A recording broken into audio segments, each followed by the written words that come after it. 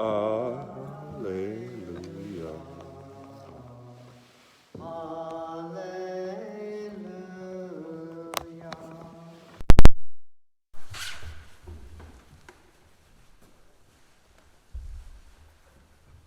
The Lord be with you. And with your spirit. A reading from the Holy Gospel according to John. Glory to you. After Jesus had fed the 5,000 men, his disciples saw him walking on the sea. The next day, the crowd that remained across the sea saw that there had been only one boat there, and that Jesus had not gone along with his disciples in the boat, but only his disciples had left. Other boats came from Tiberias, near the place where they had eaten the bread, when the Lord gave thanks. When the crowd saw that neither Jesus nor his disciples were there, they themselves got into boats and came to Capernaum, looking for Jesus. When they found him across the sea, they said to him, "Rabbi, when did you get here?"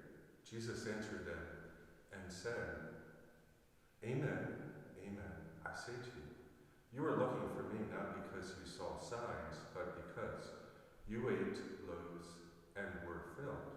Do not work for food that perishes, but for food that endures for eternal life, which the Son of Man will give you. For on him the Father, God, has set his seal." So they said to him, "What can we do to accomplish the works of God?" Jesus answered and said to them, "This is the work of God, that you believe in the one he sent." The Gospel of the Lord. Praise to you, Lord Jesus Christ. Peace be with you and happy Easter. I'm going to give a talk on, as we advertise, why beauty matters. And Sir Roger Scruton, S-C-R-U-T-O-N, Sir Roger Scruton is a tremendous philosopher of beauty, and he did a video I just saw recently, and I recommend it to you, why beauty matters. So, trying to invent talks to keep you entertained in your cabin fever, and beauty matters. Beauty is beautiful. Look at this church. Let's think about the readings. His face appeared like that of an angel. So think of, the upshot of that is grace under pressure. Can you handle the heat of the kitchen? I can see where I flew off the handle, got to my Italian nature. My Polish didn't catch in. So grace under pressure. Keeping your cool in the midst of a storm. Is that the right phrase? Something like that. You know what I mean. In a hurricane, there's real calm. So Stephen, the first martyr, the deacon, first deacon, was killed. But right before he killed, his face appeared like an angel. In other words, get the IV to heaven. Prayer, grace. You have no power over me, Jesus said. So let's link to heaven and have that God consciousness. In the Gospel, John 6, wow, I just saw an interview with Scott Hahn give a talk on this, wrote an article for the Hancock News. Are we being punished? Is this a chastisement? Is this mercy? He basically says all the above. He loves his children. Hebrews 12. What parent wouldn't discipline their child? Duh. Athletes discipline themselves all the time. The scripture's consistent. So God either sends or allows troubles, punishments, others, Assyrians, Babylonians, whatever. The upshot is, whatever God does is L-O-V-E, the four-letter word, and he wants us to come back to him and feel, sense, work with his healing power. That's off the story of John 6. He said in an interview, when we receive the Eucharist, the body and blood of Jesus, we receive the resurrected Jesus and the crucified. I think he emphasized the resurrected because the question was about that, and it's Easter. And he said that Jesus' resurrected body is just like unlike human nature. Of course, he's divine nature, and human nature, hypostatic union. Anyway, some disciples recognized him when he said Mary's name. Bling, she recognized him. Last night, was it yesterday? Sunday? Yes. Deacon read the Road to Emmaus. Their eyes were prevented. Now, is that God, or scales, or something else, or their ignorance, or all the above? We don't know. He celebrated a Eucharist, kind of. Bling, their eyes recognized him. So, what was his body like? He went through a door, apparently, or a wall, in John's Gospel 20, with Thomas. I won't believe until I touch him. So, the resurrected body, the glorified body, more than we can imagine. Upshot, he rose bodily, and he overcame sin and hell and death, the two giantest things we need to remember. And here, the church says, hey, what did he do? He gives you the Eucharist. Today we had a video conference with Archbishop Laurie and 100 priests, and many of the guys said, we'd like to get back. Some said, no, let's make sure everything's lined up. Others said, we have to go by prudence and ... And the sense was, many priests / the Archbishop and his team, they want to do a quote-unquote, somebody said like a slow rollout in the next few weeks. Drive through visiting confessions, maybe Mass outside, small groups. No promises, but I was heartened after going in. The Pope Francis, said there are some strong, drastic measures being made that might be counterproductive, and be close to your people. Today we got a ton of food from Jack out west, and we took some out, David and I, even though he has a couple sicknesses. Not recklessly, but that shows the virtuosity of the gospel. Be close to the people. So I'm hopeful now after that meeting. All right, talk. Why beauty still matters? Look at that YouTube video, Why Beauty Matters, Sir Roger Scruton. Beauty mattered to an always dramatic life. So the overall 32,000-foot view of my talk is this. I tried to just make it up on the trail down there with Bella. Number one, a little history of art and beauty. Number two, what do we see as beautiful? Number three, what's our upshot? And the upshot is there's objective beauty and subjective. You've heard that argument. Beauty is in the eye of the beholder. Subjective. Objective. Plato. It's both. All right, number one, quick history. Plato. Wow, what a giant. 400 years before Jesus said there's an ideal idea, and that we're just pulling out of the skies a beautiful poem or picture or sentence or a person or a triangle is the mirror image of the one up there. And so there's an ideal beauty that has proportion, form, etc. Aristotle, his student, is almost the opposite. In the Poetics, he studies the tragedies, and he has this algorithm to discern beauty and harmony and plot, like time, place, and so forth. It has to be within 24 hours. Aristotle was so measured, wasn't he? Okay. A little of both, perhaps. Then we go to the medievals. In this book, The Aesthetics of Thomas Aquinas, remember Umberto Eco. If I were to ask first whether things are beautiful because they give pleasure, or give pleasure because they are beautiful, I have no doubt that I will be given the answer that they give pleasure because they are beautiful. I heard this talk just recently, and they went through Plato, Aristotle, early philosophy. Oh, Middle Ages didn't do anything. Let's get to Kant. Huh? Seriously? The medievals talked about form, proportion, order, integritas, harmonias, brilliance, all these measurements that made up beauty and art, following kind of Plato, not as systematized.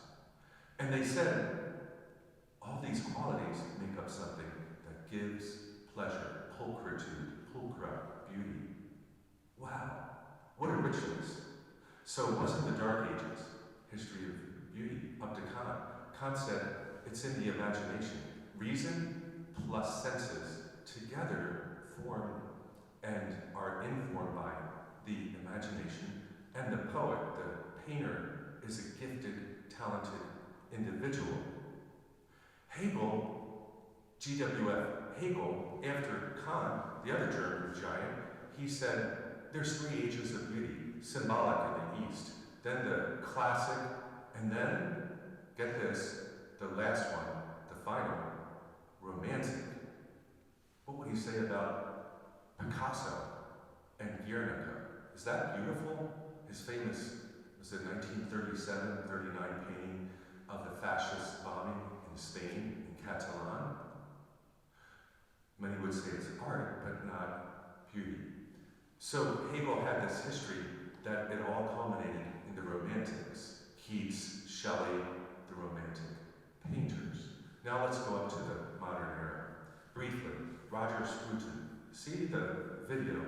And he says that here's a seminal, in other words, giant event. Louis Sullivan, you ever hear that name? New York, Chicago. He was a famous American architect. He said, form follows function. In other words, we have to have boxy, sort of like pardon my French, the church as an airplane hangar. You've heard, or a Pizza Hut. That's what churches are. I'm exaggerating for the sake of illustration. They should be functional, not pretty. A bus station, an apartment building. So in the video, Sir Roger Scruton goes around and he says, here's graffiti. It's actually making that ugly building that's abandoned look better. So in the modern world, beauty became subjective, Plato, objective. The form and the function go together, and we should be aroused spiritually to quest for that beauty in art, poetry, and so on and so forth. So there's a connection between art and beauty and dignifying mankind. And so in the modern world, what happens is expressionist art, impressionist art, etc. It's not trying to depict what God wants or an objective order, but my impressions were, I'm going to express myself and throw mud up on a palette, on a painting, and that's art. So we see in the modern world a whole variety of things that are away from pulchritude, integritas, harmony, beauty, simplicity. Okay, so many say it's in the eye of the beholder. Many say it's in objective forms, like the cosmos, the heavens, God, etc. I say, well, when you hear the Stabat Mater, as Roger Scruton says, by Pergolasis, the Stabat Mater, it makes you think of God in heaven and a certain somberness. And so I think the subjective and the objective come together. My feelings, what I like personally, were this modern part, along with classic confused together, and great art, architecture, poetry, churches, people's spirits are lifted. Think, do people go to Europe or France to go to the Notre Dame Cathedral, or that famous modernist structure by Le Corbusier? You don't even know what that is. It's a famous modernist sort of Pizza Hut church that you see in a lot of art books. but nobody goes to see it. It looks like cardboard box versus the famed Notre Dame de Paris. Because that lifts up, it inspires, it fuses with God. So as we celebrate Easter in this beautiful church, our ancestors were fused into this beautiful tradition, the cosmos, the mind of God. Get colors, proportion, light, brilliance, harmony, get them all together in a temple with some beautiful flowers and wax candles and oil ones, and make it to the glory of God. Let's thank God, beauty still matters, and here we are amidst it. Amen.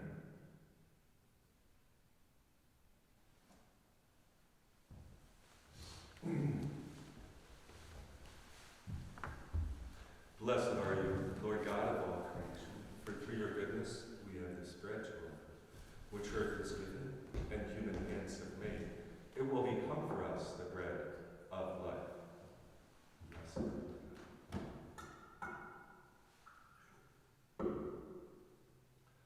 Blessed are you, Lord God of all creation, for through your goodness we have this wine to offer, fruit of the vine and work of human hands. It will become for us our spiritual drink.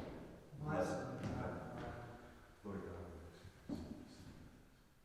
with humble and contrite hearts. Pray that my sacrifice and yours may be acceptable to God, the Almighty Father. May the Lord accept the sacrifice at your hands, for the praise and glory of his name, for our good and the good of all his holy church. May our prayers rise up to you, Lord, together with the sacrificial offerings, that, purified by your graciousness, we may be conformed to the mysteries by your mighty love, through Christ our Lord. Amen.